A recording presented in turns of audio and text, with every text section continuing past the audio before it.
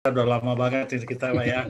Nah, saya tahu beliau ini luar biasa dalam konstruksi. Saya kira nggak usah panjang lebar lah, itu aja deh ya. Terima kasih Pak Anas sudah ikut membantu anak-anak kita. Ya, Terima kasih. oke. Wabillahi taufiq walhidayah. Wassalamualaikum warahmatullahi wabarakatuh. Waalaikumsalam warahmatullahi wabarakatuh. Terima kasih kami sampaikan kepada Bapak Suatman Ramli atas sambutan yang telah diberikan. Baik, menuju acara inti, yakni pemaparan materi yang akan disampaikan oleh Bapak Insinyur Anas Zaini Z. Iksan. Sebelum beliau memaparkan materi, izinkanlah saya membacakan CV beliau.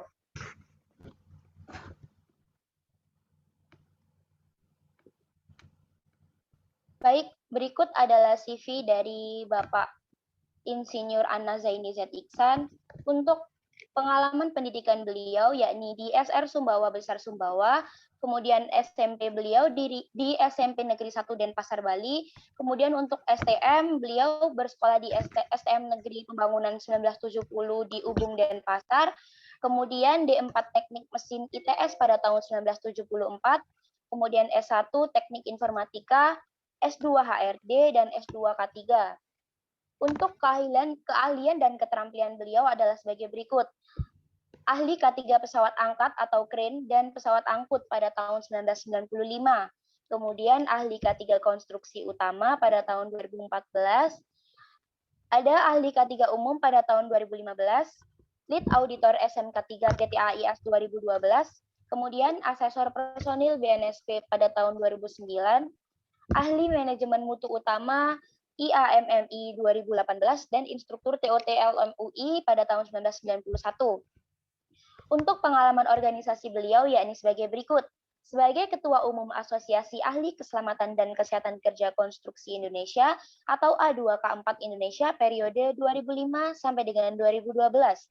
Kemudian beliau pernah menjadi Ketua Dewan Etik PAKKI atau Perkumpulan Ahli Keselamatan Konstruksi Indonesia. Dan untuk pengalaman kerja beliau yakni banyak sekali, adalah sebagai berikut. Menjadi Direktur Utama PT Sepro Indotama 2012 sampai dengan sekarang, kemudian menjadi konsultan mutu K3 dan lingkungan independen pada tahun 2002 hingga sekarang, dosen tetap Universitas Binawan Jakarta, program S1, S2, dan S2 K3 pada tahun 2012 hingga sekarang. Kemudian auditor SMK PPL 50 2012 PI Icon Indo Sejahtera di Jakarta pada tahun 2013 sampai dengan sekarang, dan masih banyak yang lainnya. Baik, kepada Bapak Insinyur Anas Zaini Z. Iksan, waktu dan tempat kami persilahkan. Monggo Bapak. Oke, terima kasih ya.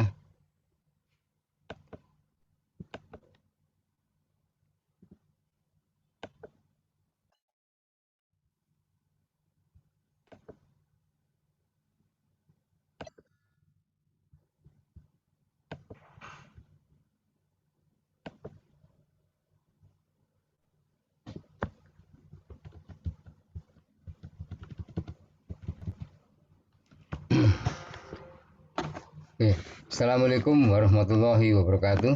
Waalaikumsalam warahmatullahi wabarakatuh. Pertama saya ucapkan terima kasih sekali waktu yang diberikan kesempatan kepada saya dari forum mahasiswa K3 seluruh Indonesia ya. Yang kedua juga terima kasih sekali kepada Bapak Suatman Ramli, sahabat juga tadi yang sudah disampaikan oleh Pak Suatman ya. Sudah lama sekali ketemu Suatman. Terima kasih nih bisa ketemu lagi.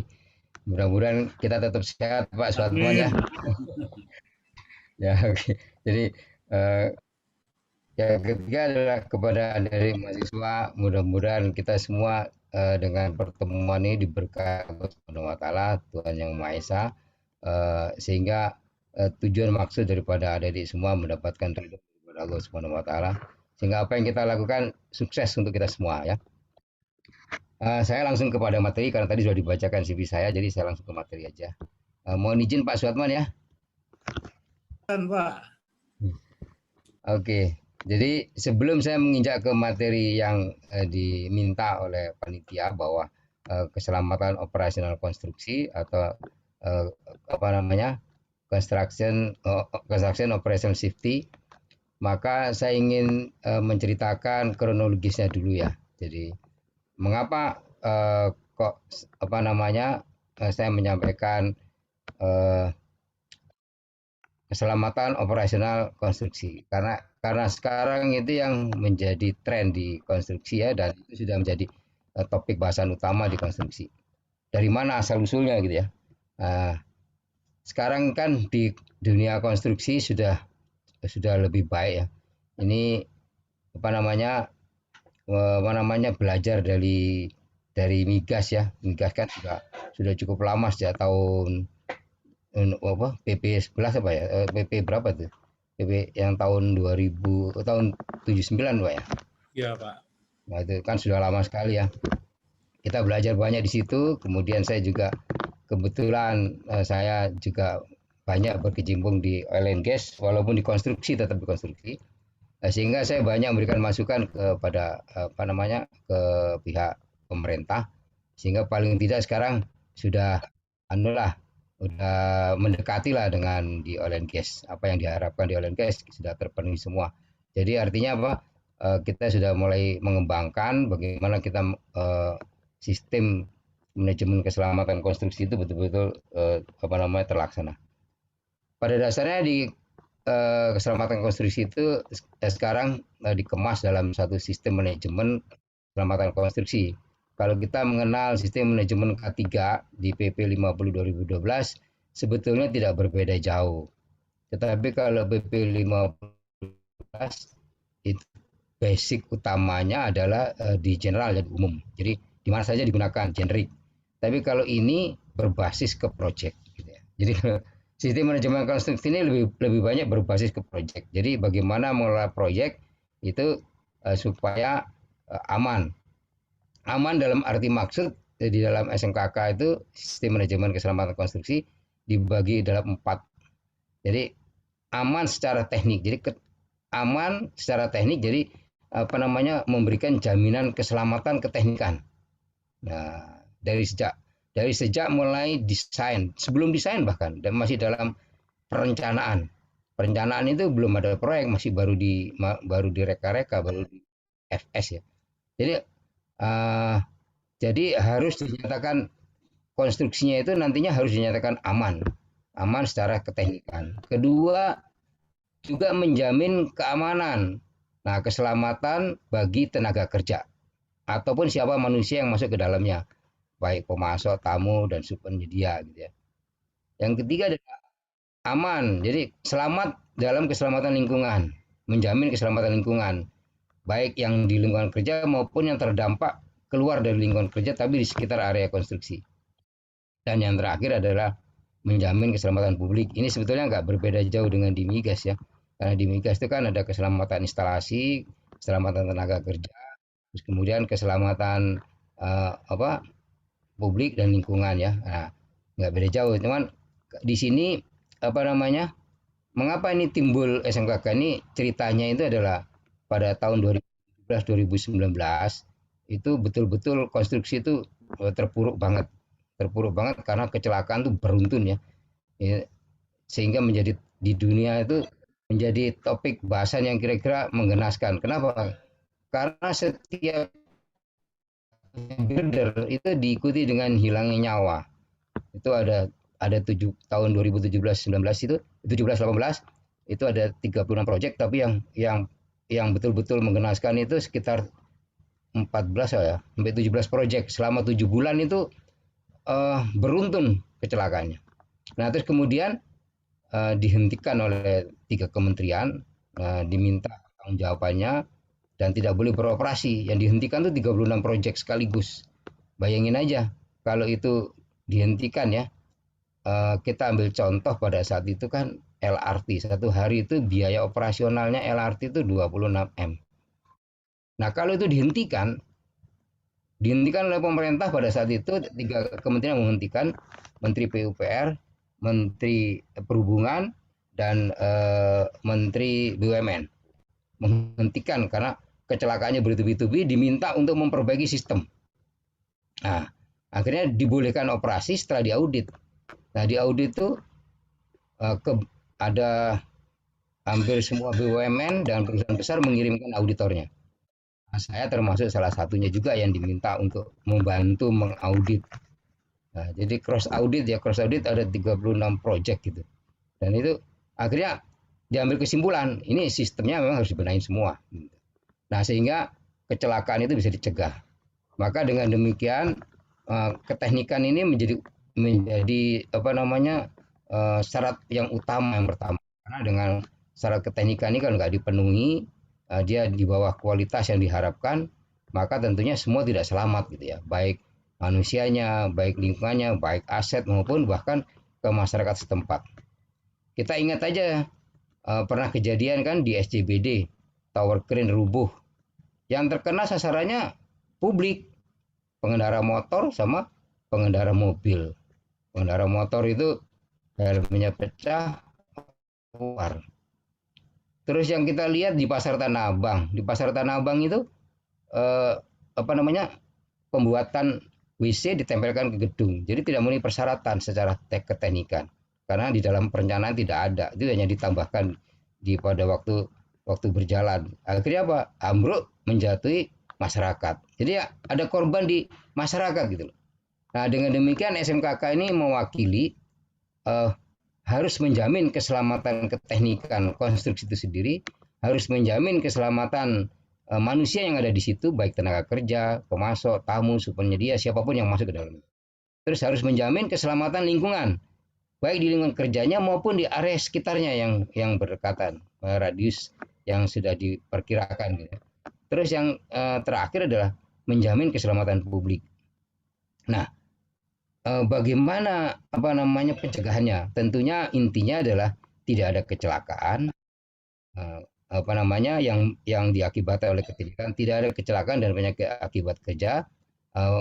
Terus kemudian tidak ada pencemaran lingkungan yang berdampak kepada lingkungan sendiri maupun kepada masyarakat. Nah, sehingga toolnya adalah harus dilakukan assessment. Assessment itu apa? Dilakukan terhadap apa namanya identifikasi bahaya. Nah, identifikasi bahaya ini harus dimulai sejak dari perencanaan, bukan perancangan ya. Perencanaan itu berarti sebelum ada proyek masih baru angan-angan, dia masih berupa FS ya. Jadi dibentukkan itu harus sudah diadakan identifikasi bahaya, apa namanya melalui manajemen risiko. Nah, dikenal dengan nama sekarang kan namanya HIRAO ya. Kalau dulu kan HIRA DC berubah karena ada isu 40.001, jadi akhirnya berubah namanya Hazard Identification, Risk Assessment and Opportunity. Jadi Control and Opportunity. Nah, di dalam pelaksanaannya manajemen risiko ini diwakili oleh toolnya itu adalah AKP, analisis keselamatan pekerjaan, atau lebih dikenal di masyarakat dengan nama JSA. Nah, ini dari yang saya sebutkan tadi, dari 14 sampai 17 kecelakaan konstruksi di tahun 2017-18, ternyata hampir semuanya hasil penyelidikan KNKK, Komite Keselamatan Konstruksi. Kesimpulannya itu adalah JSA tidak dilakukan. Nah, kesimpulannya di situ. Maka ini menjadi topik yang jadi ini kuncinya yang harus dilaksanakan. Nah, kapan itu harus mulai dilaksanakan? Nah, tentunya mulai dari awal, sejak rencana pelaksanaan dari awal, melalui Melalui kalau dikonstruksi secara langsung, maksudnya di construction on site itu harus dilaksanakan berdasarkan metode kerja. Nah, metode kerja ini berbasis kepada WBS, Work Breakdown Structure, atau tahapan pekerjaan. Jadi tahapan pekerjaan. Nah, juga berbasis kepada prosedur petunjuk kerja. Nah, semua ini harus berbasis kepada risiko tentunya. Semuanya harus berbasis kepada risiko. Sehingga apa yang kalau disimpulkan tadi itu adalah semuanya ini adalah berbasis kepada risiko. Nah, untuk menjalankan tadi itu SMKK tadi dirumuskanlah SMKK itu menjadi 5 elemen. Sama aja dengan PP 50 5 elemen ya. Sebetulnya isinya nggak beda jauh, hanya di sini lebih khusus kepada konstruksi aja. Cuma di sini sudah dikolaborasikan dengan isu 40.001 ya, sehingga ditarik yang namanya, karena ternyata keteknikan yang di awal tadi itu biangnya itu karena dari JSA tuh banyak kesalahannya. Ternyata setelah diperdalam lagi, kalau kita lihat di di teori domino efek gitu ya, itu ternyata ditarik ke depan itu, ke awal, harus dibutuhkan keberanian pimpinan yang sangat tinggi, sehingga maka itu ditarik ke depan ini.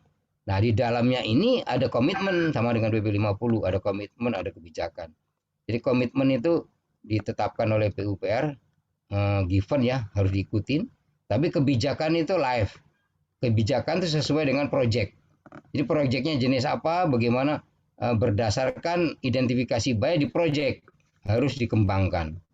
Nah, kemudian direncanakan, hirau itu ada di step yang kedua.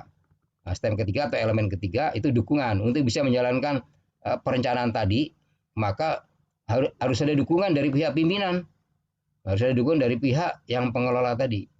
Nah, baru masuk ke elemen keempat, operasi keselamatan. Nah, terus yang terakhir adalah evaluasi kinerja. Jadi kalau secara isi sebetulnya substansinya tidak berbeda jauh dengan PP 20 2012 maupun ISO 45001, tetapi di sini lebih spesifik kepada proyek, sudah diarahkan tahapannya itu sudah mengikuti proyek. Nah, di sini saya akan fokus kepada step yang keempat, operasi keselamatan konstruksi. Apa yang harus dilaksanakan? Nah, ini yang kenyataan di lapangan terjadi. Jadi memang harus ada suatu perencanaan. Nah, kalau kita lihat di sini kan, walaupun elemen yang keempat ini berbasis pada elemen kedua. Jadi elemen satu tidak akan bisa dijalankan kalau tidak berbasis pada elemen dua. Nah, elemen 4 ini juga harus berbasis kepada elemen 2. Artinya berbasis kepada apa? Kepada risiko yang harus dijalankan di lapangan. Jadi bagaimana mengendalikan risiko itu. Nah, elemen 4 ini, elemen yang lain maupun elemen 3 maupun elemen 5 itu juga berbasis kepada risiko. Nah, sehingga kalau kita menjalankan, tetap semua ruhnya setiap elemen ini baik di SMKK maupun di PP 50 2012 maupun di ISO 45001 itu adalah basisnya adalah di risiko. Nah, bagaimana kita mengendalikan risiko itu? Jadi tidak berbeda jauh sebetulnya. Nah, di sini lebih difokuskan ke proyek. Bagaimana mengendalikan proyek itu dengan hasil akhir aman. Yang dimaksud aman ini adalah memberikan jaminan keselamatan ya. Jaminan keselamatan. Baik keselamatan terhadap keteknikan tadi, keselamatan terhadap manusianya, keselamatan terhadap lingkungan, dan keselamatan terhadap publik. Maka konsepnya adalah menerapkan konsep menerapkan K3 di sini hampir sama dengan K3. Syarat utamanya adalah menerapkan persyaratan K3 yang ada di standar atau di peraturan perundangan. Nah, berbasis dari mana? Berbasis dari identifikasi bahaya atas dasar seluruh uraian pekerjaan. Nah, seluruh pekerjaan itu adalah pekerjaan yang hari-hari dilaksanakan itu harus mengikuti tahapan pekerjaan, namanya WBS ya, Work Breakdown Structure. Nah, Work Breakdown Structure ini kalau kita tender sebetulnya mengikuti project ya, itu sudah ditetapkan di awal. Di mana? Di time schedule. Jadi kalau di time schedule, jadi harus mengikuti ke time schedule ya. Harus mengikuti ke time schedule. Jadi kalau artinya apa? Dari waktu ke waktu itu harus mengikuti semuanya karena berbasis kepada WBS tadi. Nah, di situ syarat dengan keteknikan. Setiap tahapan itu semua syarat dengan teknikan. Nah, dari sinilah kemudian timbullah persyaratan-persyaratan yang harus dipenuhi untuk menjalankan tahapan-tahapan pekerjaan tadi, baik itu berupa prosedur kerja, untuk melaksanakan pekerjaan, termasuk bagaimana caranya menginspeksi, semua ada. Kalau kita lihat contoh aja, kita mau menginspeksi, itu kan kalau di quality namanya ada ITP, namanya ITP itu Inspection Test Plan. Nah, di dalam Inspection Test Plan itu harus sudah diakomodasi mengenai masalah keselamatan tadi, bagaimana caranya mengetes sesuatu produk hasil daripada konstruksi itu betul-betul dijamin keselamatannya terjamin gitu ya. Jadi banyak sarana-sarananya yang memang harus sudah dipenuhi. Nah, berarti kalau keselamatan operasional konstruksi itu dari mana? Itu berbasis kepada WBS. Nah, kalau kita lihat di sini ya, berbasis kepada WBS ini di dalam Permen PUPR nomor 21 tahun 2019 itu sudah ditetapkan di apa namanya eh, 11 berbasis kepada WBS. Nah, kalau kita kembali ke apa ke aturan yang mendasar, ternyata sekarang masalah K3 ini sudah diangkat di Undang-Undang Nomor 2 Tahun 2017. Bahkan di Undang-Undang Cipta Kerja, masalah K3 ini untuk dikonstruksi tidak dihapus, malah diperkuat. Tidak dihapus malah. Jadi di pasal 59, walaupun dulunya itu ada 5 ayat di dalam pasal 59, di dalam Undang-Undang Cipta Kerja di pasal 59-nya itu di apa di Undang-Undang Nomor 2 Tahun 2017 itu tidak dihapus, tetapi diringkas menjadi 2 saja. Menjadi 2. Di situ disebutkan untuk menjamin tertib jalan konstruksi itu adalah memenuhi persyaratan keselamatan keteknikan, kemudian keselamatan tenaga kerja, keselamatan tadi masyarakat, dan keselamatan mengenai lingkungan. Nah, lingkungan di sana dimaksudkan adalah masuk ke bagian keberlanjutan. Nah, arti keberlanjutan itu adalah suatu proyek yang mempunyai nilai ekonomis baik sosial maupun lingkungan yang selalu bisa beradaptasi dengan kondisi baik sekarang dibangun maupun di masa depan. Nah, artinya maka di dalam menjalankan keselamatan operasional konstruksi ini harus sudah dipikirkan tidak hanya pada saat konstruksi itu berlangsung, tetapi juga konstruksi nanti bagaimana kalau sudah selesai apa yang harus dilakukan, itu juga harus sudah direkomendasikan.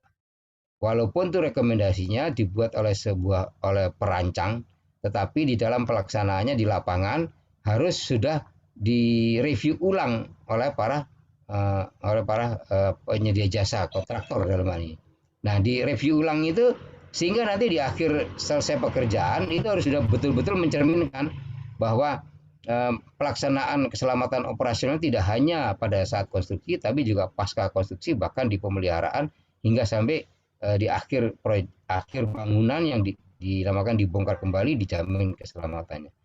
Tapi khusus di sini, khusus di operasional, maka di dalam aturan itu sudah ditegaskan bahwa untuk bisa menjalankan itu harus ada struktur organisasi pelaksana dan struktur organisasi namanya UKK. Nah, UKK itu unit keselamatan konstruksi. Itu memiliki tanggung jawab. Nah, mereka tanggung jawabnya itu bagaimana menjalankan di setiap item pekerjaan itu harus sudah dilakukan analisis keselamatan pekerjaan tadi atau job safety analysis. Baik itu masalah keamanan dalam keselamatan bekerja ya. Terus kemudian dalam proses keselamatan bekerja itu sendiri. Artinya kalau keselamatan bekerja ini kan yang ini adalah menyangkut ke orangnya. Di situ ada tenaga kerja dan terakhir dan ada jaminan keselamatan terhadap kesehatan kerja. Artinya kesehatan kerja ini dijamin sesuai dengan peraturan yang berlaku. Bahwa tidak timbulnya penyakit akibat kerja atau penyakit-penyakit lain yang ditimbulkan oleh hasil daripada pekerjaan konstruksi. Dan yang terakhir, bagaimana keselamatan operasional menjamin pengelolaan lingkungan. Nah, tentunya kalau kita bicara keselamatan konstruksi tidak luput daripada harus menyiapkan juga kesiagaan tanggap darurat kalau terjadi segala sesuatu. Karena di konstruksi itu syarat itu menjadi utama. Kenapa? Syarat dengan kejadian yang tidak diduga. Misalkan pada suatu kejadian tiba-tiba bangunannya ambruk. Nah, itu bagaimana kesiagaannya tanggap darurat. Tiba-tiba ada bangunan ambruk. Atau kalau misalkan waktu ngelola jalan, waktu ada pemeliharaan jalan tol, tiba-tiba ada truk terbakar. Akhirnya berdampak sampai keluar tol. Atau pernah kejadian kan tabrakan beruntun, jalanan macet. Bagaimana kondisi tanggap darurat tadi itu sudah dirancang. Nah itulah gambaran umumnya begini. Terus kemudian, nah ini yang sudah saya tayangkan tadi sebelumnya, tapi di sini saya tegaskan bahwa semuanya ini harus mengikuti standar keamanan, keselamatan, dan keberlanjutan ya. Standar keamanan, keselamatan, kesehatan, dan keberlanjutan. Keberlanjutan ini mencakup di dalamnya adalah lingkungan. Nah, itu ada di pasal 3 dan pasal 4. Terus kemudian tadi yang sudah saya sebutkan secara detail harus mengikuti standar keselamatan keteknikan tadi. Konstruksi sendiri misalkan begini. Kalau kita ngecor kolom misalkan kekuatan kolomnya itu K350. K350 itu artinya kan dia mempunyai kekuatan per 1 meter persegi itu 350 350 kilo ya, 350 kilo. Jadi artinya atau dia mempunyai suatu persyaratan lain yang sesuai dengan keteknikan tadi. Terus kemudian keselamatan, jaminan kesehatan publik dan lingkungan. Nah, ini yang sudah saya sebutkan di awal tadi ya. Nah, ini organisasinya yang yang organisasi pelaksana ya, organisasi pelaksana yang ada di konstruksi. Secara umum normal biasa aja seperti yang sudah biasa terjadi di lapangan. Ada manajer teknik produksi, ada manajer dan lain-lain ya, sesuai dengan tingkat kebutuhan. Terus kemudian di samping manajer ini proyek ada pimpinan UKK, unit keselamatan konstruksi. Nah, ini bertanggung jawab langsung ke direktur. Jadi posisinya UKK ini adalah sejajar dengan pimpinan tertinggi proyek, tetapi yang bertanggung jawab secara keseluruhan adalah bukan di pimpinan UKK, tetap yang bertanggung jawab itu di pimpinan tertinggi proyek. Jadi pimpinan UKK ini memberikan suatu saran, masukan, dia kepada proyek untuk memenuhi persyaratan-persyaratan yang ditetapkan di dalam penerapan keselamatan tadi. Dan dia bertanggung jawab langsung kepada direktur. Nah, jadi artinya bisa melakukan tapi dia tidak punya garis komando secara langsung ya. Tetap cuma dia bisa melakukan tindakan yang melaporkan kepada pimpinannya yang di pusat agar pimpinan tertinggi di proyek itu mematuhinya gitu. Jadi dia punya jalur bypass gitu. Nah, tapi dia jadi yang bertanggung jawab di proyek tetap aja termasuk keselamatannya tadi ada di pimpinan proyek. Nah, ini job desk-nya ya. Nanti dibaca jobnya, saya nggak perlu menjelaskan. Nah, kemudian ini yang struktur keselamatan konstruksi. Nah, keselamatan konstruksi, jadi ada pimpinan UKK tadi, kan ini bukan di leher ya, tapi sejajar dengan pimpinan proyek posisinya. Nah, dia itu memiliki tiga unit utama di lapangan yang sifatnya tadi kondisi darurat, kemudian security dan koordinator keselamatan konstruksi. Boleh ditambahkan ini sesuai dengan kondisi lapangan, sesuai dengan hasil manajemen risiko, paparan manajemen risiko, ada mapping risiko. Mungkin kalau zaman sekarang ya, kondisi sekarang bisa ditambahkan, misalkan petugas atau koordinator penyelenggara pengelola COVID-19, nah, bisa gitu. Jadi artinya waktu kita membuat UKK ini berbasis kepada manajemen risiko yang ada di di elemen 2 tadi. Jadi dari setiap tahapan kan sudah diketahui kira-kira risiko apa yang terjadi. Karena ternyata di COVID-19 ini sudah diakomodir oleh Permen PUPR nomor 21 tahun 2019 di pasal 5 ayat 2 bahwa penyebaran penyakit wabah menular itu harus ada yang mengatasi. Nah, kalau seperti COVID ini kan sudah sangat besar pengaruhnya sehingga perlu ada satu tambahan kotak yang ada di sebelah kanan. Nah, ini yang ketiga tadi berbasis job safety analysis atau AKP, analisis keselamatan pekerjaan. Ini ini contoh, tapi bukan ini harus demikian, tetapi setiap perusahaan itu mengeluarkan yang berbeda-beda. Tapi intinya tidak berbeda jauh. Intinya setiap uraian tahapan pekerjaan harus diidentifikasi bahayanya dan dikendalikan bahayanya. Ada yang bertanggung jawab. Intinya itu. Jadi apapun bentuknya itu bisa variatif, tetapi intinya harus ada langkah memaparkan. Nah, langkah-langkah ini dibuat. Nah, kemarin yang terjadi kecelakaan di konstruksi itu yang beruntun, ternyata mereka membuat JSA-nya ini banyak diketemukan mereka tidak berbasis kepada metode kerja. Nah, di konstruksi untuk membuat JSA ini harus berbasis kepada metode kerja. Metode kerja konstruksi tentunya. Jadi di metode kerja itu kan turunan daripada WBS. Kalau WBS itu kan tahapan keseluruhan di awal proyek. Kemudian turunnya jadi time schedule. Nah, di time schedule tadi begitu di lapangan, nah ini kan di lapangan selalu berkembang, kondisinya selalu berkembang. Maka dari WBS tadi, maka turunlah analisis keselamatan kerja ini. Jadi ini sebenarnya turunan daripada manajemen risiko yang ada di WBS.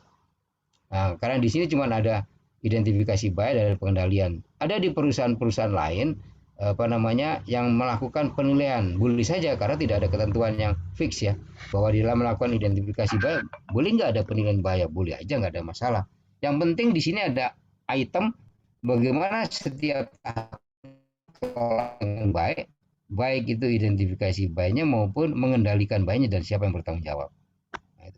Nah, kalau di konstruksi mutlak tidak bisa ditawar, harus berdasarkan metode kerja. Harus. Kalau itu keluar dari metode kerja, pasti dia akan menimbulkan satu masalah.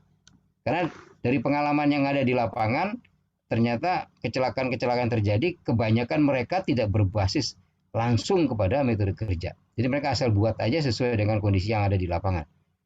Harusnya sesuai dengan metode kerja. Urutannya metode kerja itu udah fix itu. Dan itu sudah dibuat oleh engineering. Nah, biasanya orang lapangan itu kan sendiri. Mestinya dia harus berkonsultasi dengan engineering waktu membuat ini. Jadi bersama-sama dibuat dengan engineering, termasuk oleh pelaku daripada proses kerja tadi. Jadi kalau di lapangan artinya gini, pelaku proses kerja itu berarti pelaksana ya, pelaksana. Nah, pelaksana itu yang melaksanakan pekerjaan, dia kan tahu metode kerjanya. Metode kerja yang buat itu pasti engineering. Nah, sehingga waktu dia membuat AKP atau JSA, ini harus berkolaborasi dengan pihak engineering yang membuat itu. Dan didiskusikan bersama dengan seluruh pihak yang terkait. Oke. Terus kemudian, jadi kalau didetailkan itu seperti ini. Kalau didetailkan ya, kalau didetailkan seperti ini, ya. Jadi artinya dari WBS tadi, kemudian dibuatlah metode kerja, kemudian dilakukan identifikasi, ya. Kemudian dari sini kemudian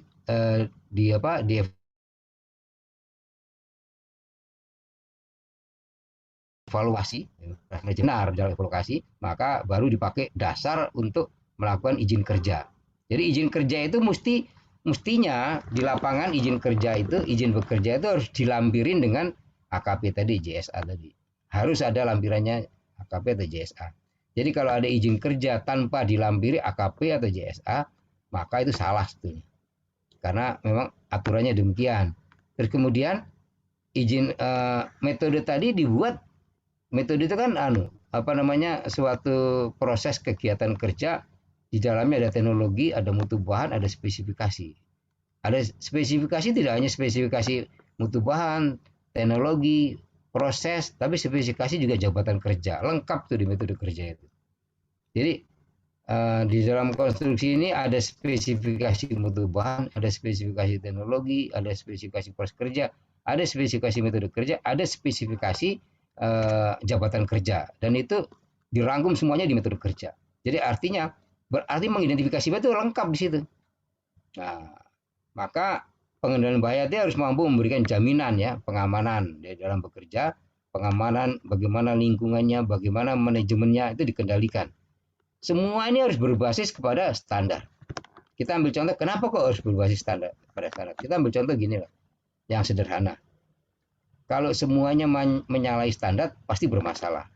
Contoh gini lah, kalau kita ini misalkan ya dikatakan sehat, kalau kolesterolnya tidak lebih dari 200, kalau asam uratnya laki-laki tidak lebih daripada 7, kalau gula darahnya tidak lebih, kalau sewaktu 140 gitu ya. Nah, kalau itu dilewatin atau bahkan kurang, itu akan bermasalah kepada kesehatan. Itu kan standar sebetulnya. Sama kalau kita misalkan, kalau apa namanya, kita punya kesehatan, angka indeksnya itu di bawah 19, pasti bermasalah. Bisa jadi kurang gizi itu. Atau di atas 25 itu bermasalah. Bisa jadi kegemukan atau obesitas. Nah, di konstruksi sama. Kalau misalkan gini, kalau anak tangga dari suatu bangunan gedung itu adalah di atas standar. Standar itu kan di Indonesia antara 17 sampai 23. 17 sampai 19 itu kan internasional. 19 sampai 23 itu standar Indonesia. Jadi boleh menggunakan antara 17 sampai 23, itu tingginya anak tangga. Kalau itu misalkan gedung 50 lantai, kemudian liftnya mati atau listriknya mati, dia harus jalan kaki sampai 50 lantai. 45 lantai kayak gedung jam sostek gitu. Jalan kaki misalnya. Itu rasanya pinggang, urat tumit kaki gimana itu. Jadi kalau tidak sesuai standar itu akan membahayakan secara ergonomi bagi tubuh. Nah, atau kalau kita bicara di lapangan nih, misalkan dia bekerja di atas ketinggian 2 meter. Secara standar kan di atas 2 meter itu sudah di luar batas normal. Jadi artinya apa? Kalau 2 meter kalau jatuh, ada kejadian orang jatuh dari 2 meter meninggal juga. Ada. Itu kejadian di Kuningan dulu, di gedung Kodeko kalau nggak salah. Meninggal itu. Nah, artinya apa? Kalau di aturan kita baca, itu bekerja di atas ketinggian 2 meter itu wajib berdiri di atas platform. Jadi kalau ada pekerja konstruksi, dia berdiri di atas 2 meter tanpa di atas platform, secara aturan, secara standar salah dia. Maka dia harus di atas platform. Nah, kalau di atas platform berarti ada kakinya. Kalau ada kakinya berarti itu perancah. Nah, kalau itu ada kakinya, ada perancah, berarti ada pengaman tepi daripada platform tadi, ada tubot. Nah, kalau ada tubot berarti ada railing penahan orang jatuh. Nah, berarti pekerjaannya juga harus pakai safety harness. Nah, artinya apa? Artinya kalau dia bekerja tanpa standar tadi, standar keselamatan lah. Apakah itu bentuknya standar SNI atau ANSI ASME atau apapun, atau berbentuk peraturan perundangan. Nah, bagi perilaku ada standarnya juga. Lihat aja perilaku itu standarnya. Nah, intinya perilaku itu standarnya ada di Undang-Undang Nomor 13 Tahun 2003 di pasal 86 ayat 1b. Moral. Jadi kalau orang misalkan perilakunya nggak baik, berarti moralnya nggak baik itu. Nah itu semua punya standar semua. Cuma kita menerjemahkannya, bagaimana kita menerjemahkannya itu aja. Nah, terus ini contoh bentuk lain analisis keselamatan pekerjaan atau job safety analysis ya. Terus kemudian ini izin bekerja tadi. Izin bekerja tadi kalau dia ada AKP, maka dia itu merupakan bagian daripada izin bekerja tadi ya. Jadi kalau izin bekerja itu lampirannya AKP tadi. Nah, kemudian ya ini prosedur tadi, kalau kan ini contoh aja di bawah setiap orang bekerja itu ada prosedurnya. Nah, artinya kalau kita bicara WBS, artinya setiap tahapan itu di WBS harus ada prosedurnya. Ini salah satu contoh. Nah, sekarang saya uraikan bagaimana keselamatan keteknikan konstruksi. Kalau keteknikan konstruksi itu di dalam suatu aturan di pasal 4 ya, pasal 4 Undang-Undang Peraturan PUPR nomor 21 tahun 2019 itu disebutkan keselamatan keteknikan konstruksi merupakan keselamatan terhadap pemenuhan standar dari mulai perencanaan, perancangan, prosedur, mutu hasil pelaksanaan pekerjaan, mutu bahan, kelaikan peralatan, mencakup. Berarti mencakup apa? Ada standar perencanaan, perancangan, prosedur, mutu bahan, kemudian kelaikan. Ini intinya di sini. Ya. Nah, berarti kalau dijabarkan tuh pengelolaan keselamatan tuh tergantung mutu bahannya bagaimana. Mutu bahan kan ada standarnya. Nggak mungkin. Pasti ada SNI-nya lah setiap bahan tuh. Kita ambil contoh aja kabel listrik. Kan ada SNI-nya. Kabel listrik itu lihat aja di tulisannya. Di kabel listrik, kalau ada kabel listrik, Anda lihat jumpai di lapangan, tidak ada tertulis. Misalkan yang sederhana 3 kali 0,75. Itu artinya standar. 3 kabel 0,75 itu adalah diameternya. Itu berarti kalau kita lihat di tabel spesifikasi arus itu adalah 12 sampai 13 ampere. Berarti kabel itu hanya boleh dibebani sampai 12 ampere. Melebihi daripada itu pasti kabelnya akan panas. Akan panas sehingga terbakar. Nah, berarti mutu bahan itu sudah ditetapkan. Siapa yang menetapkan standar tadi? Metode pekerjaan pun sudah ditetapkan standarnya. Oleh siapa? Oleh engineering. Izin kerja demikian juga ya. Mengenai lingkungan juga sudah distandarkan. Lingkungan standarnya dari mana? Dari Menteri Menelha. Mengenai bagaimana nilai ambang batas kandungan polusi udara ya. Bagaimana kandungan COX, NOx daripada hasil emisi gas buang itu sudah ditetapkan semua. Ya, dan seterusnya ya.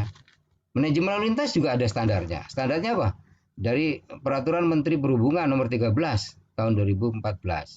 Ya, ada standarnya semua. Bikin rambu aja ada standarnya, nggak boleh ngawur gitu loh.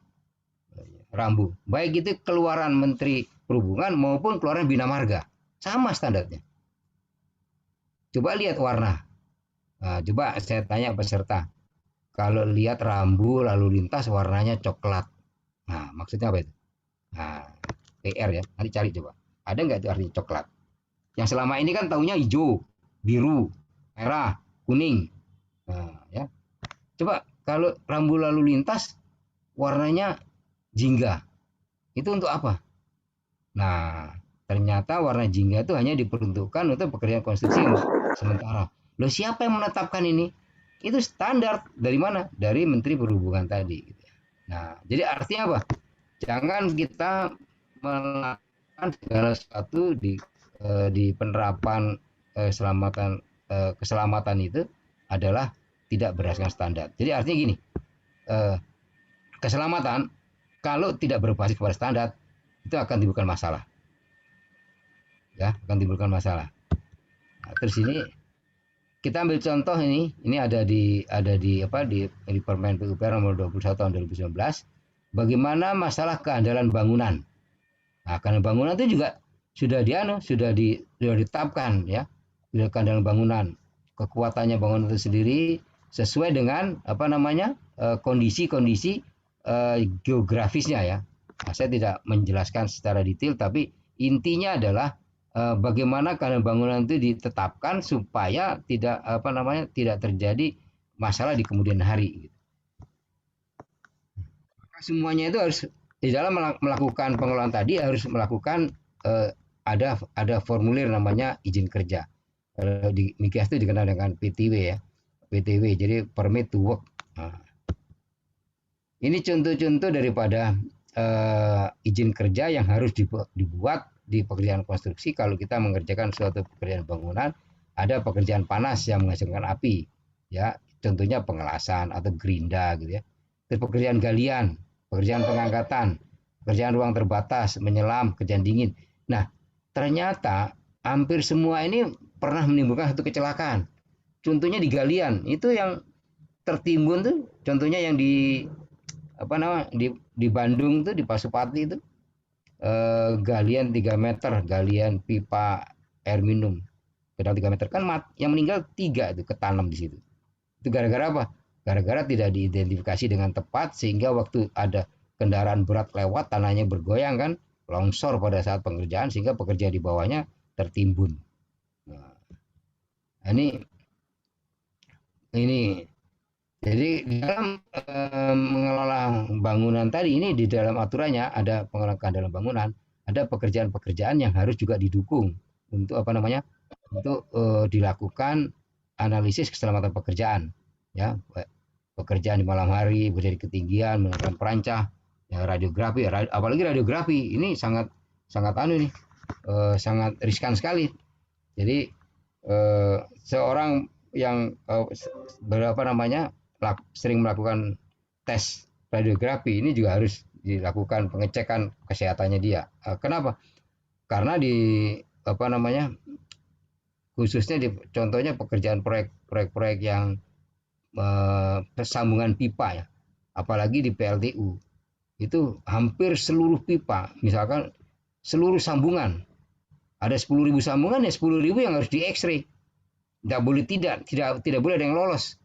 Nah seperti itu. Nah di konstruksi ini juga sangat menimbulkan. Nah kemudian ini di dalam pengelolaan bangunan tadi termasuk juga ada pengaturan traffic management di lingkungan proyek keluar masuk, itu juga harus diatur.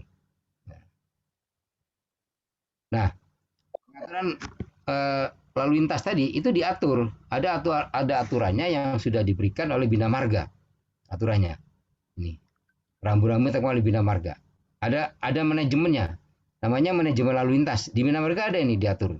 Jadi kita harus ikuti aturan itu, nggak bisa tidak, kita harus bikin analisa sendiri, bikin kajian sendiri, nggak bisa. Kenapa? Karena sudah diatur, semua sudah diatur, rambu-rambunya pun tingginya masih semua sudah diatur. Jadi kita tidak perlu berpikir banyak ya, karena kenapa? Karena memang sudah diatur di dalam suatu aturan itu.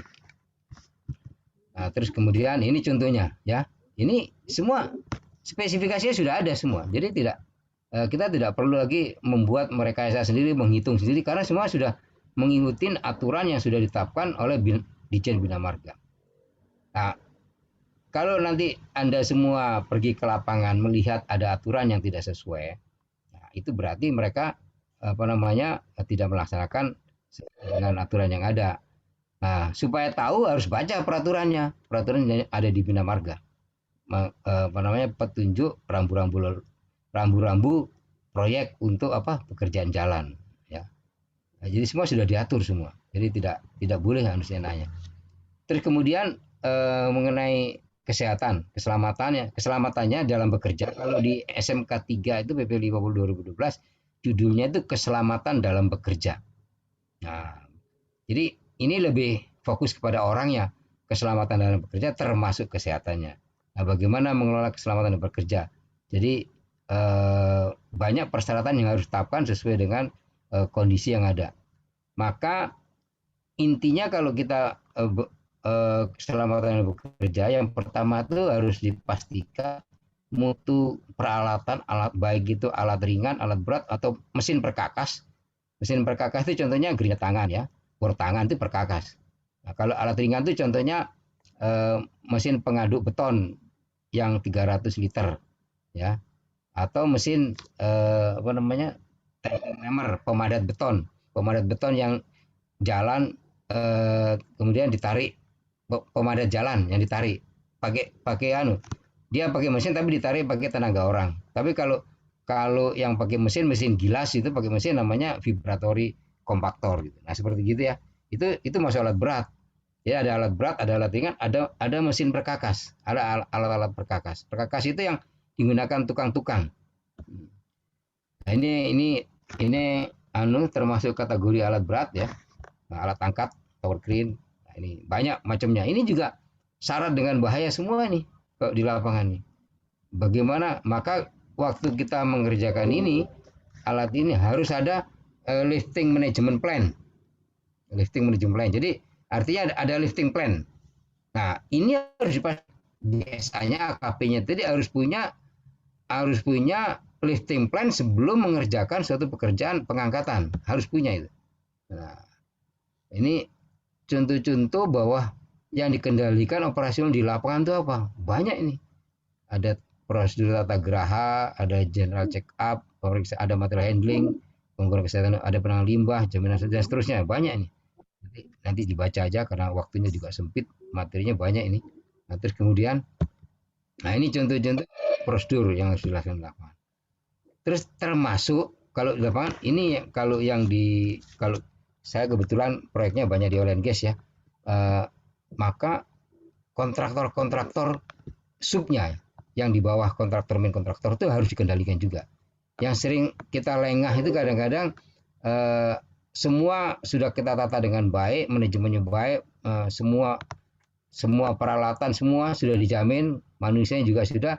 Begitu pekerjaan diserahkan kepada apa namanya mandor subkontraktor, kan kalau kita melaksanakan suatu pekerjaan tidak semua dikerjakan sendiri, ada yang disubkan. Nah, ini yang kadang-kadang lolos dari pemantauan. Nah, ini harusnya mempunyai suatu sistem yang bagaimana mengelolanya. Jadi ini harus dikendalikan. Nah, di PU sudah diamanatkan pengendalian subkontraktor dan pemasok. Ini kalau di oil and gas ini biasa dinamakan CSMS ini, pengendalian. Jadi mulai dari kontraktor min kontraktor sampai subnya dikendalikan dengan CSMS. Construction Safety Management System. Tapi kalau di PU nggak dinamakan, hanya dinamakan pengendalian subkontraktor dan pemasok. Jadi harus dibuat. Ini proses instruksi kerja tadi ya, kita lewatin aja. Nah, proses material handling dan lain-lain ini masuk di pengelolaan keselamatan. Nah, termasuk penggunaan. Nah, penggunaan alat ini juga harus harus dikendalikan, termasuk APD. Bagaimana APD itu sesuai dengan standar yang ditetapkan, oleh oleh spesifikasi yang ditetapkan oleh sesuai dengan spesifikasi daripada pekerjaan itu sendiri. Nah, ini contoh-contoh saya ambilkan contoh ya, contoh daripada yang sekilas saja ada 11 contoh bagaimana pelaksanaan K3 di lapangan. Ini diambilkan dari buku sakunya yang ada dikeluarkan oleh KPU-an, tapi di masyarakat umum untuk di kontraktor juga mereka membuat suatu pedoman-pedoman sendiri, mengacu tidak jauh berbeda. Kita ambil contoh seperti inilah. Ini pekerjaan pembongkaran ya. Nah, bagaimana pekerjaan pembongkaran itu apa syarat apa? Kalau kita lihat kembali, berarti setiap sebelum melakukan pekerjaan pembongkaran harus melakukan identifikasi bahaya, sehingga APD yang dipilih pun berdasarkan bahaya itu sendiri. Jadi artinya spesifikasi APD pun sesuai dengan spesifikasi bahaya yang yang akan terjadi. Nah, ini contoh ini galian ya, pekerjaan galian. Ini di dalam aturan standarnya ada di SKB ya, surat keputusan bersama Menteri Tenaga Kerja dan Menteri PUPR nomor 174 tahun 86. Tapi lengkapnya itu surat keputusan bersama antara Menteri Tenaga Kerja 174/Men/1986 dan keputusan Menteri PUPR Menteri PU waktu itu 104/KPTS 1986. Nah, ada di sana semua nih. Ini cuma aja, disimpelkan aja nih. Nah, seperti ini kan pembongkaran. Jadi semua pekerjaan konstruksi sekarang kalau Anda lihat hampir semua pekerjaan konstruksi harus memiliki pagar, hampir semuanya. Ada juga yang enggak, tapi biasanya yang jauh dari pemantauan di kota-kota itu. Mestinya aturannya harus ada pagar. Harus. Karena itu membatasi daripada akses orang luar masuk ke proyek. Nah, termasuk ini ya. Bagaimana membuat suatu galian itu harus mengetahui karakteristik tanah dan sifat-sifat tanah serta spesifikasi tanah. Tanah itu kan macam-macam. Ada tanah gembur, ada tanah berbatu, ada tanah bercampur, ada tanah padat ya. Ada tanah yang sifatnya kalau kena air, kena udara, dia beroksidasi jadi lumpur. Jadi macam-macam. Maka waktu kita mengadakan galian pun harus tahu spesifikasi tanah itu. Ya. Tentunya ya, bagaimana memasang kalau suatu pekerjaan yang galian yang supaya tidak rubuh, maka diberi tabir pelindung ya, pagar pembatas ya. Kalau misalkan ada pekerjaan yang betul-betul memang harus semua ini harus dikaji ulang ya. Nah, ini pekerjaan jalan contoh ya. Nah, masang rambu pun itu ada aturannya, tidak sembarangan masang. Kita ambil contoh gini, sederhananya kalau anda ingin menguji ya tanpa melihat standar, misalkan harus tahu LHR-nya misalkan katakanlah rata-rata kecepatannya itu mobil di situ sekitar 100 km per jam di jalan tol, maka judulnya kan 100 km per jam, masang rambunya gimana? 100 km per jam, maka 100 adalah 100.000 meter dibagi per jam.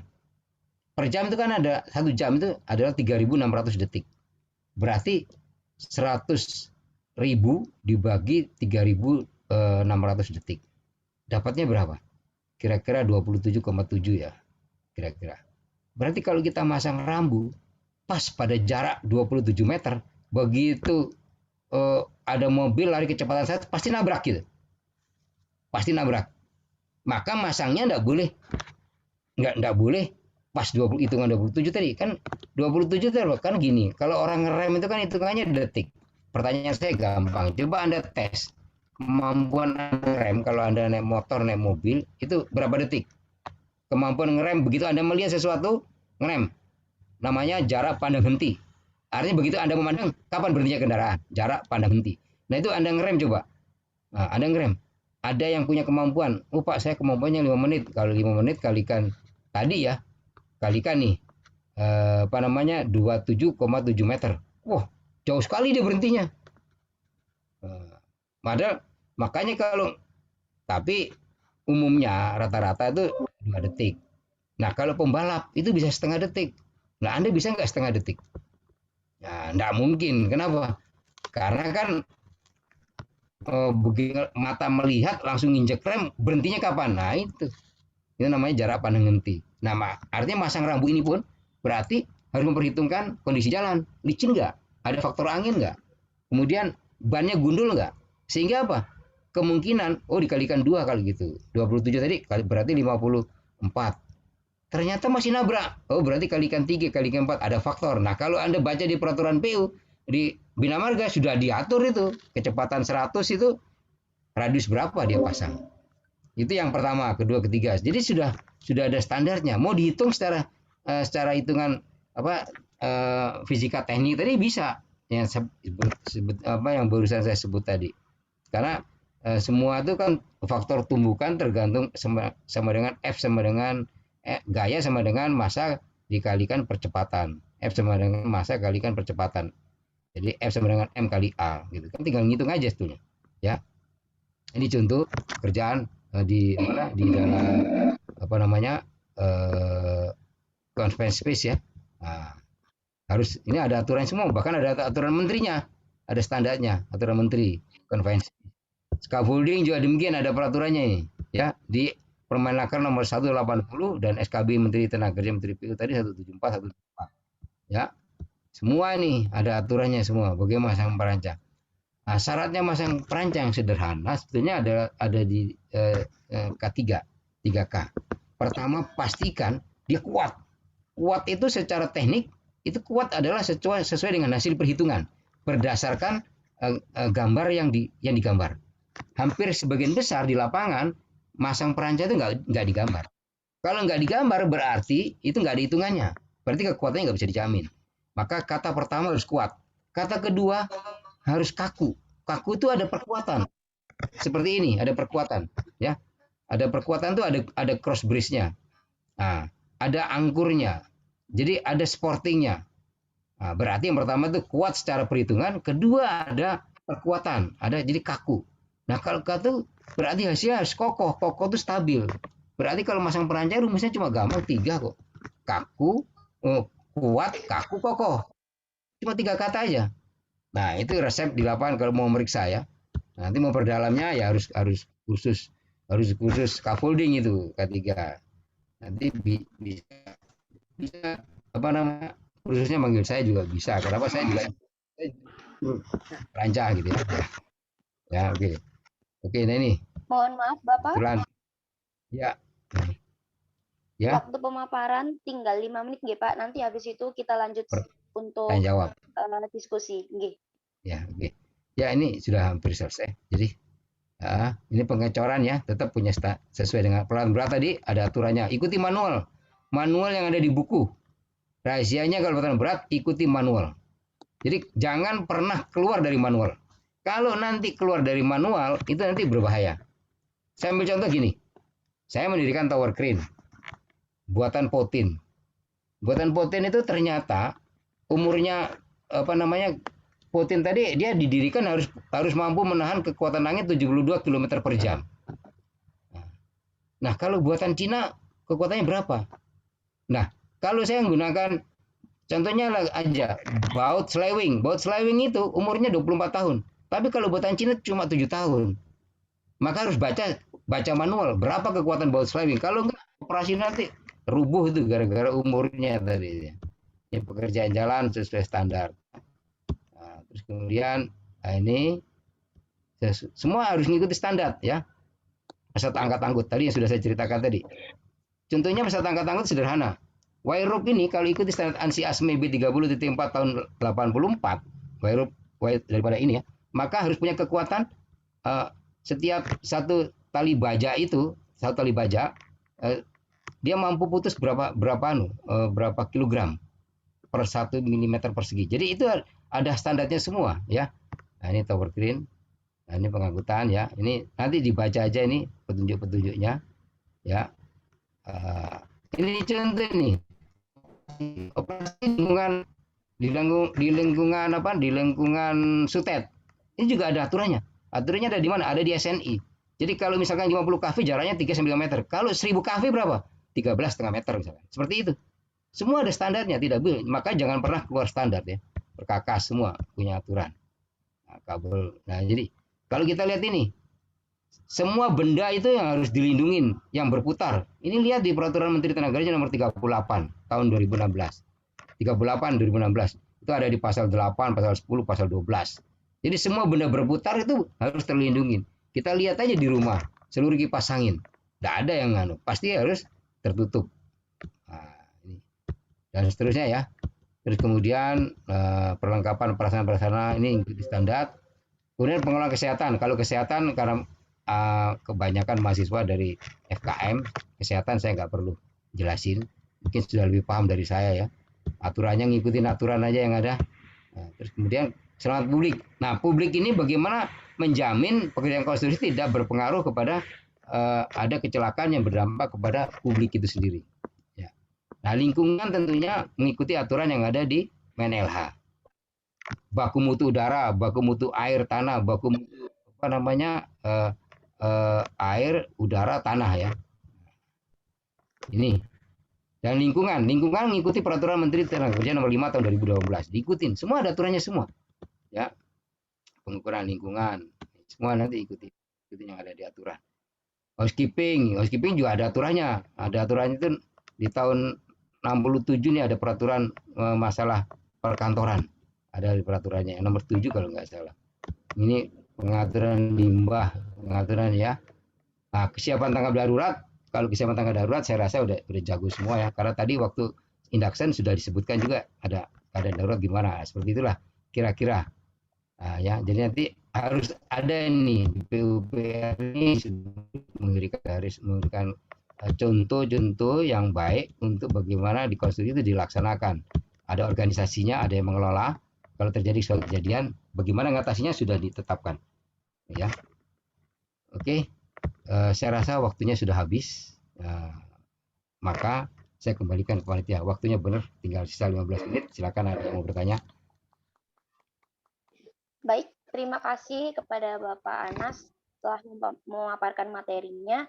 Selanjutnya kita menuju sesi tanya jawab. Kepada peserta yang ingin bertanya bisa melalui chat box dan saya akan membantu untuk menyampaikan pertanyaannya kepada pemateri. Dan untuk peserta yang ingin bertanya secara langsung, silakan menekan tombol raise hand dan ketika saya sudah mempersilakan untuk berbicara, peserta diperbolehkan untuk menyalakan mikrofon dan menyampaikan pertanyaan secara langsung. Baik, dari pemaparan materi yang telah disampaikan, jika ada pertanyaan, dipersilahkan. Boleh jawab, ini ada di chatting. Ya, ini Bapak. Saya bantu membaca ya, Pak. Ya. Ini dari Bapak Surya Eka Saputra. Assalamualaikum Pak Anas. Terkait AKP atau JSA dalam SMKK, sebaiknya minimal mencakup apa saja, Pak? Apakah cukup mengidentifikasi bahaya, risiko, tindakan pengendalian risiko, sistem perlindungan atau alat perlindungan pekerja, dan praktik kerja aman sudah mencukupi untuk dituangkan di dalam JSA. Terima kasih, Pak. Monggo, Bapak. Jadi JSA ini tergantung mapping risiko ya. Kan basisnya tadi sudah saya katakan tergantung mapping risiko. Jadi harus dibuat mapping risiko dulu atas pekerjaannya. Kalau masuk risiko sedang, tinggi, wajib ada JSA. Tapi kalau risikonya rendah nggak perlu, ya. Jadi risiko menengah tinggi wajib karena di aturannya di PP 14 tahun 2021 ya. PP 14 2021 apa 20 ya? 2020 ya PP 14. Nah itu harus risiko menengah tinggi harus sudah menggunakan menggunakan JSA. Dan kemudian apakah cukup? Ya kalau sudah ketemu identifikasi langsung dikendalikan. Tidak perlu ada penilaian, langsung dikendalikan. Nah, sederhananya begitu. Kalau mau pakai penilaian boleh aja, itu kan tergantung daripada owner yang memberikan pekerjaan. Kalau dia menetapkan boleh. Terus Terus ini ada yang nanya berikutnya. Baik, Bapak Surya, apakah sudah terjawab? Jika sudah, kita menuju pertanyaan selanjutnya. Ini dari Bapak Temter Gisef.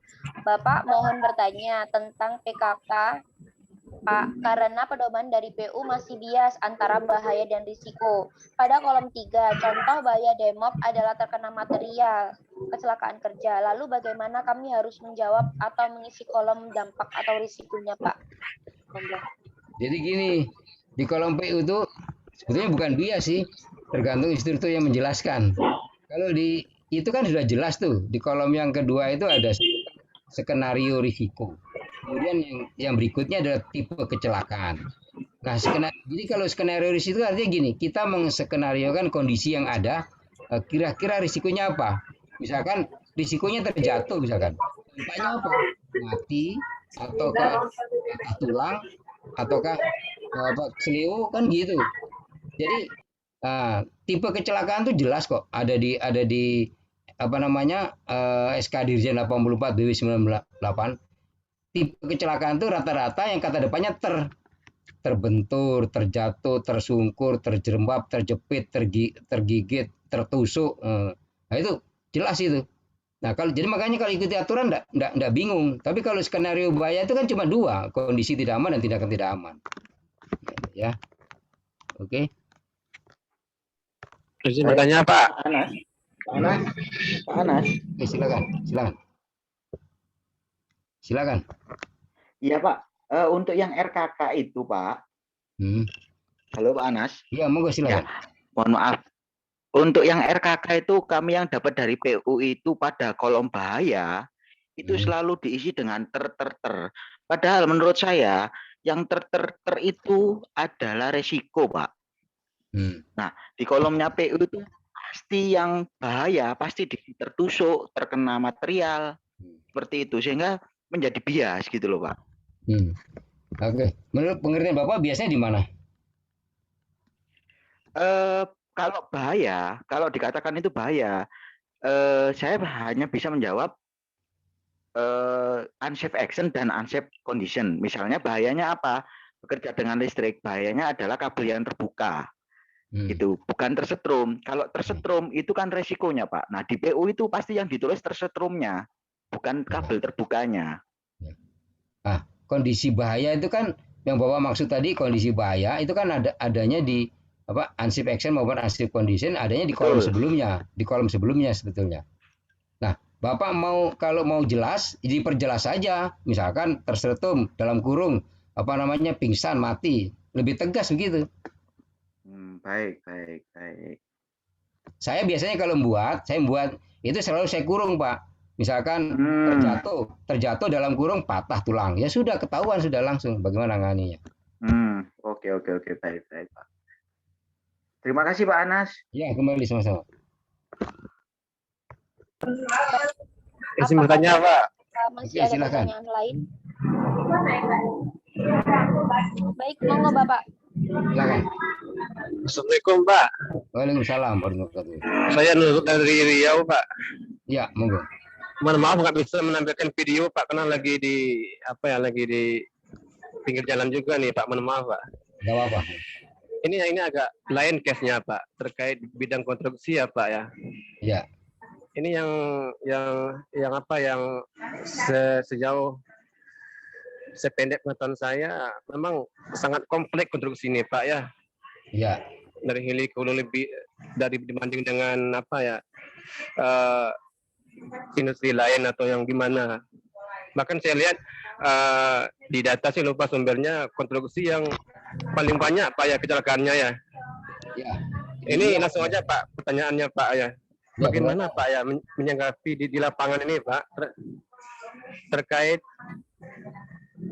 di proyek konstruksi yang skala menengah ke bawah nih Pak ya, yang investasinya bisa dikatakan nggak begitu besar, mereka hanya menjadikan safety ya sebagai formalitas gitu Pak. Ya, terus itu gimana tuh menyikapinya? Apalagi kita lihat teman-teman yang bekerja di sana itu kasihan Pak, mereka mencari nafkah, sementara mereka hanya dijadikan sebagai formalitas di sana. ya, oke. Itu gimana Pak menyikapi fenomena ini Pak? Mohon ujangannya Pak. Terima kasih Pak. Oke, sekarang pertanyaan saya gampang. Saya tanya Bapak, kalau ada kecelakaan tuh anggota Bapak misalkan, Bapak ikhlas nggak? Itu pertanyaannya. Ya enggak lah Pak, enggak ikhlas lah. Kalau Bapak nggak ikhlas, berarti lakukanlah upaya yang terbaik. Upaya terbaik adalah memberikan pemahaman pada setiap pekerja agar betul-betul paham. Saya pernah melakukan pengelolaan ini Pak di Chevron. 1.603 pekerja, satu pun tidak ada kecelakaan. Dan mereka semua puas Pak. Nah, bagaimana caranya? Lakukan pemahaman. Contoh yang sederhana gini Pak. Bapak ngerokok nggak Pak? Halo? Alhamdulillah enggak, saya enggak merokok Pak. Alhamdulillah. Kalau Bapak andai kata ada orang K3 ngerokok, ngasih tahu jangan ngerokok di sini ya, apa kira-kira mereka ikut nggak? Gimana Pak? Kalau misalkan ada petugas K3 ngerokok, Iya. ada larangan ngerokok, dia memberitahu pekerja jangan ngerokok di sini, kira-kira pekerja ikut nggak? Enggak kan? Iyalah ikutlah Pak, karena dia apa kan? Artinya resepnya satu Pak. Resepnya Iya, adalah ada role model. Role model ya Bapak sendiri yang harus jadi role model. Kita di sini di lapangan jadi role model. Jadi waktu saya di Chevron itu, saya betul-betul memberikan contoh kepada mereka dan mereka ikut, gitu. Dan saya libatkan langsung. Jadi kalau misalkan safety induction pagi, saya nggak pernah ngasih pemaparan. Saya tanya, ayo siapa yang mau ngomong? Silakan ngomong. Mandornya suruh ngomong. Kadang pekerjanya ngomong. Nah, akhirnya karena mereka dilibatkan secara langsung, jadi mereka dipahamkan secara langsung. Cara pemahamannya gampang, Pak. Dari 1.603 pekerja tadi, tidak ada satupun orang yang lolos dari mata saya. Dan mereka tidak ada satupun yang tidak kenal saya. Artinya mereka harus berdiskusi dengan saya langsung. Jadi induction itu langsung oleh saya, Pak. Dan kapanpun dia masuk, pasti kena induction. Karena ada tandanya. Tandanya itu di ID. Kalau dia nggak lulus daripada induction saya, dia nggak dapat ID dari saya. Jadi paham dulu, dipahamkan. Yang kedua ada resepnya. Jangan pernah bosan memberitahu orang. Kalau Bapak sudah mulai bosan, berarti Bapak sudah menerima akan ada kecelakaan. Harus ikhlas, tidak pernah bosan, terus-menerus dengan sabar. Itu aja. Resepnya itu, Pak. Oke, Pak ya. Artinya yang saya tangkap mungkin lebih banyak pendekatan secara direct, Pak ya. Ya, secara personal gitu ya. Iya, betul, Pak. Baik, Pak. Untuk sementara saya pahami, Pak. Terima kasih, Pak. Oke, Pak, silakan. Terima kasih Bapak Nuzul dan atas jawabannya juga. Terima kasih Pak Anas. Selanjutnya, apakah dari peserta ada yang ingin ditanyakan lagi? Mungkin satu pertanyaan lagi sebelum acaranya ditutup. Izin bertanya, Pak. Silakan. Baik, monggo Bapak Muhyiddin. Muhyiddin, Pak. Assalamualaikum, Pak Anas. Ya, waalaikumsalam warahmatullahi wabarakatuh. Saya sebenarnya tadi ngechat juga di ini, tapi saya bacakan aja. Kurang lebih seperti ini. Tadi kan Bapak sampaikan bahwa pembuatan JSA itu berdasarkan metode kerja ya, dan metode kerja itu berdasarkan WBS. Ya. Nah, adakah standar atau manual metode kerja dan WBS untuk keselamatan konstruksi bangunan? Itu pertanyaan pertama, Pak. Kalau ada, mohon di-share gitu. Kemudian yang pertanyaan kedua, terkait RKK itu, misalkan RKK proyek pemerintah, apakah bisa didapatkan secara umum gitu Pak, di googling gitu misalkan, kita bisa cari, atau ini memang konfidensial? Seperti itu, buat kita referensi Pak. Terima kasih Pak. Oke. Pertama, apakah ada standarnya? Kalau ditanya standarnya, belum ada Pak. Tapi kalau Bapak mau ngelihat BBS ya, metode kerja yang sudah lengkap itu ada di Bina Marga Pak. Tapi kalau di Cipta Karya belum ada Pak, belum lengkap. Jadi tidak semua departemen di PUPR itu punya. Yang paling lengkap itu ada di Bina Marga.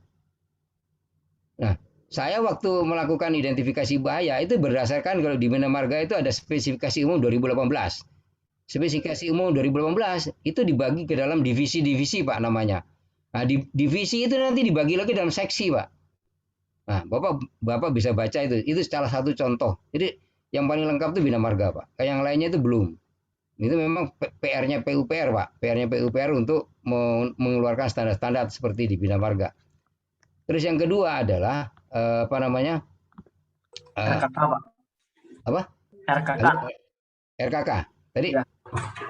RKK gimana? RKK itu bisa di ini kan, misalkan untuk proyek-proyek pemerintah itu secara publik ada atau tidak Pak? Atau memang itu konfidensial buat referensi kita gitu Pak? Gini, kalau Bapak baca dengan teliti di Permen PUPR 21 2019, tolong di-download ya. Permen PUPR 21 nomor 121 tahun 2019. Itu di lampiran E, Pak. Lampiran E itu kalau Bapak perhatikan dengan teliti itu sudah lengkap sebetulnya. Termasuk contoh-contohnya ada di situ. Cuman memang kita harus membacanya dengan istilahnya dengan pengetahuan. Contohnya gini, di situ ada IBPRP mengenai manajemen risiko kan, bagaimana mengisinya tidak dijelasin, kan harus ikut pelatihan. Tetapi kalau Bapak ikuti itu langkahnya, Bapak ngisi aja sesuai dengan apa yang ada di situ, pasti sudah benar itu.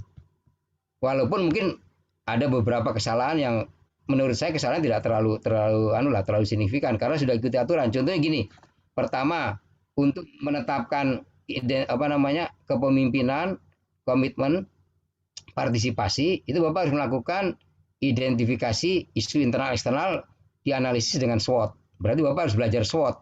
Nah, belajar SWOT itu artinya apa? Bagaimana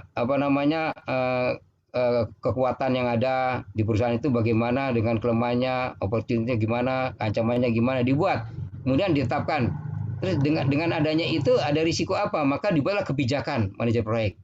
Misalkan contoh sederhana gini Pak, kalau saya di proyek konstruksi misalkan, ada bekerja ketinggian, ada confined space, kemudian ada lalu lintas, maka kebijakannya manajer proyek tadi live, itu saya tambahkan, dia harus setiap bekerja di ketinggian harus pakai harness, manajemen lalu lintas mengikuti aturan, seperti gitu ditambahkan aja. Jadi sebetulnya kita harus membacanya dengan jeli, maka bacalah di lampiran E Pak, lampiran E2 Pak ya. Lampiran E2 daripada Permen PUPR 21 2019. Itu sangat detail tuh. Tapi Bapak kalau bisa nih, Bapak kalau bisa di daerah, coba ikutin BIMTEK ya, BIMTEK SMKK. BIMTEK SMKK yang menyelenggarakan itu PUPR daerah. Tapi biasanya pesertanya itu diambilkan dari organisasi asosiasi. Bapak searching ke tanya ke PUPR daerah, kapan ada pelatihan BIMTEK, Bapak ikutin aja. Gratis itu Pak, ya. Oke. Baik, terima kasih Pak Anas atas informasinya. Baik, terima kasih juga atas pertanyaannya Bapak Muhyiddin dan terima kasih Bapak Anas Zaini telah menjawab. Baik, itu tadi adalah pertanyaan terakhir. Terima kasih kami sampaikan kepada Bapak Insinyur Anas Zaini Z. Iksan telah selaku pemateri pada acara malam hari ini. Semoga ilmu yang telah diberikan dapat bermanfaat bagi kita semua. Baik, rangkaian acara demi acara telah terlaksana. Saya ucapkan banyak terima kasih dan mohon maaf apabila ada salah kata ataupun suatu hal yang kurang berkenan di hati para hadirin. Bude Siti, berliterasi, salam safety, dan terima kasih. Saya Rizka Wayusa Fitri selaku moderator pamit undur diri. Wassalamualaikum warahmatullahi wabarakatuh. Waalaikumsalam. Waalaikumsalam. Terima kasih Pak Anas. Ya, sama-sama kembali. Ya. Kita dokumentasi dulu ya. Ya. Salam nih Bu Anita. Baik, untuk dokumentasi akan saya pandu ya Mbak Ayu. Ya Pak Anas, terima kasih Pak Anas. Ya, terima kasih sama-sama Pak. Pak. Banyak manfaatnya, banyak. Alhamdulillah. Ya, itu anak-anak nih. Iya Pak. Ya, nambah wawasan beliau Pak, mereka Pak mengenai konstruksi. Iya, sekarang ternyata banyak Pak lulusan Binawan tuh di konstruksi banyak sekarang. Oh iya. Masih di konstruksi. Di dulu kita masukkan mata kuliah konstruksi ya. Iya. Saya ngajak Pak Anas dulu kan. Alhamdulillah. Terima kasih banyak ini.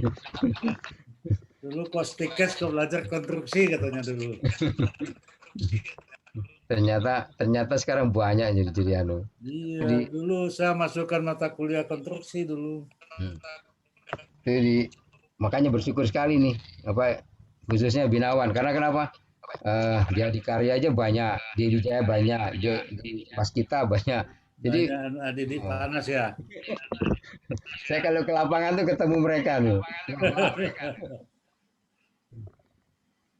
Baik, Mbak Ais, apakah sudah siap untuk dokumentasi? Iya. Dimohon para hadirin untuk menyalakan kamera, kita dokumentasi sebentar. Ada berapa slide ini, Mbak Ais? Ada 2 slide. Oke, untuk slide yang pertama saya hitung ya. Udah siap, Mbak Ais? Sebentar, tunggu on cam semua dulu nih. Oke.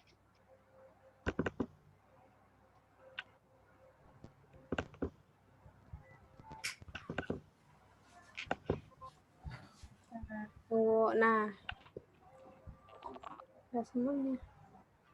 Sudah, Mbak Ais? Oke, udah, ayo. Baik, untuk slide yang pertama saya hitung ya. 1, 2, 3. Iya. Oke. Selanjutnya untuk slide yang kedua, saya hitung kembali. 1, 2, 3. Oke, terima kasih. Baik. Terima kasih Pak Anas. Terima kasih Bapak. Ya, Terima terima kasih kasih. Pak Hatman. Terima kasih Pak. Sama-sama. Terima kasih semua. Terima kasih Pak Nas. Terima kasih. Sampai ketemu Arman. panas ya. Ya. Oke. Salam buat Ibu Pak Nas. Ya, ya Bu. Terima kasih Bu. Salam. Nanti saya sampaikan.